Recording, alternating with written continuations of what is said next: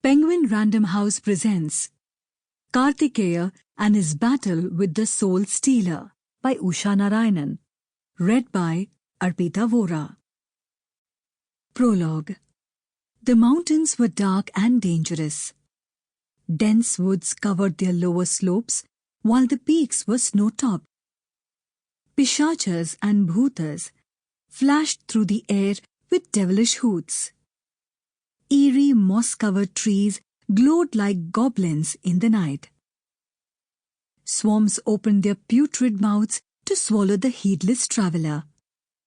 Dense fog descended suddenly to obscure one's vision, making it easy to plunge down steep cliffs. Venomous snakes raised their dark heads from their holes. Wild beasts hunted their unwary prey. And in their midst, all alone, stood a young child with a stormy face, setting up a loud clamour as he challenged the skies. The mountain dwellers spoke in awed whispers about his sudden appearance. They had seen a fiery glow illumine the peak one night.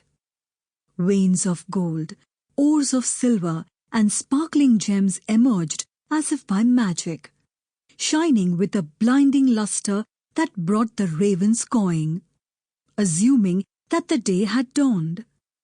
The owls, terrified by the sudden light, flew hastily into the darkness of the caves. The hunters heard the cry of a baby the next day, though they could not find out where it came from. On the third day, they caught a glimpse of a glowing child amidst the reeds that fringed the mountain pool. And the next morning, even as they watched and wondered, they saw him walking and talking. How had he come here, all alone? They had seen no strangers. So where were his parents? Had they abandoned him, fearful that he would bring disaster upon them? For alas, the child's face and form were bizarre. They kept their distance, afraid of this extraordinary being. "It's against nature's law that he should grow so swiftly," said one. "They say that asura children become full-grown in a matter of days," said another. "Or perhaps he's a monster who has come to torment us. That would explain his eerie appearance." Then one hunter raised his bow. "Instead of wondering about who he is, let us kill him before he grows too powerful," he said. "No," exclaimed his wife, forcing his arm down. "You cannot kill an innocent child who is forsaken and forlorn. I curse the mother who abandoned him in this manner. He must be hungry, poor little one. I want to take him some food. Look how unsteady he is on his feet. How will he survive in the forest?" Even as she spoke, she saw something move behind a rock on the path the child was following. She saw a dark, scaly head emerge, that of a poisonous pit viper.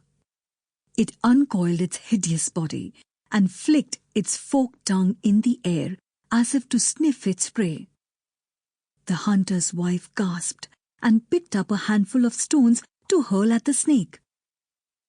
Her husband gripped her arm and shook his head. She looked at him angrily and whispered, "We must warn him. What if it bites him? The poison will kill him that very instant." She turned quickly again to see if the snake had struck. It was upright and appeared to be waiting for the child to come within striking distance. She tore her arm free and lifted it, ready to throw the stones.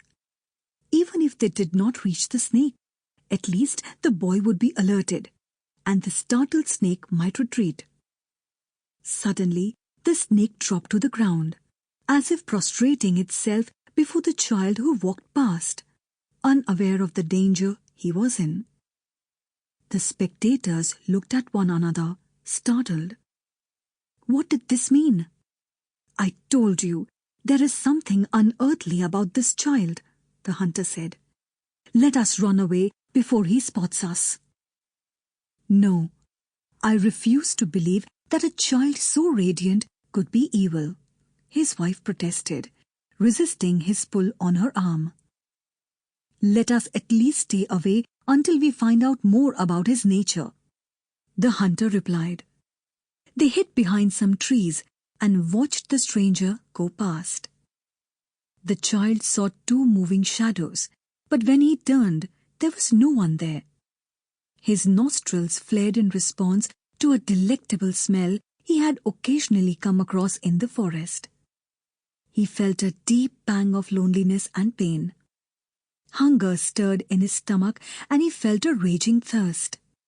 He heard the trumpeting of a herd of elephants moving towards the river, with their young ones safely tucked in their midst. In the tree above his head, he could see a black bird in its nest, pushing food into the throats of its hungry chicks. A monkey clan was watching him warily, with the young ones clinging to the backs of the mothers. Alas, he could not see anyone of his own kind. No tender mother or vigilant father. He had seen footprints like his own on the ground. Was it his clan's? Why were they avoiding him then? Perhaps he had been cast away as worthless. His foot slipped on some smooth pebbles. He grasped at a bush to steady himself and gasped as the thorns pierced his flesh. He stuck his hand in his mouth, trying to soothe the burning sensation. Quick tears sprung from his eyes. He raised his voice in anguish, breaking the quietness of the morning. "Who am I? Why was I born? What is my name?" he cried out. But he heard no answer. "The beasts around me cradle the young. They bring them food and protect them from their foes. But my parents? My parents have abandoned me on this cruel mountainside. I am at the mercy of the sun, the wind, and the wild creatures that stalk their prey at night." Would someone reply? Explain the reason for everything that was happening? He waited, his eyes flaming red. But all he heard was nature herself, speaking with the voices of the elements. Suddenly, he heard the sound of someone or something crashing through the bushes. A wild boar emerged in his path, huge and menacing. It stood aggressively before him, pawing the ground in challenge, its eyes glinting angrily. Behind it, he could see the sow emerging from the bushes, followed by its young ones. But as he stood stock still, staring at the animals, the mother took a quick look at him and herded her young ones back into cover. The male grunted at him, and he grunted back. It stared at him for a few moments, appearing to be in two minds about mounting an attack. Then it turned and followed its brood into cover. "Did you see that? It appears as if he can talk to animals," murmured the hunter, awestruck. The child's heart pounded and his breath came in gasps. He could have been mowed down swiftly if the animal had decided to attack. Fortunately, he had been able to sense its fear and calm it down. A skein of geese flew overhead. "Poor child, child, child," they screeched, as they winged through the skies like a gleaming spear. A golden eagle soared in big circles above his head. Was it waiting for him to fall so it could tear him to pieces? The mountain dwellers watched from a distance, torn between fear and pity. The child startled them by springing down the slopes, taking one precipitous leap after another. The bearded mountain goat with scimitar horns, standing frozen on a solitary cliff, darted away on seeing the strange-looking creature. A flock of jungle peasants took to the air. A monal stuck its green-crested head out of some shrubs.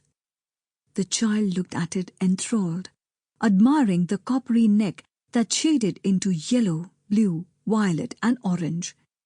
He looked with bright eyes at the clusters of purple windflowers and wild roses that carpeted the mountainside. He watched a kingfisher dive into a mountain pool. Sample complete.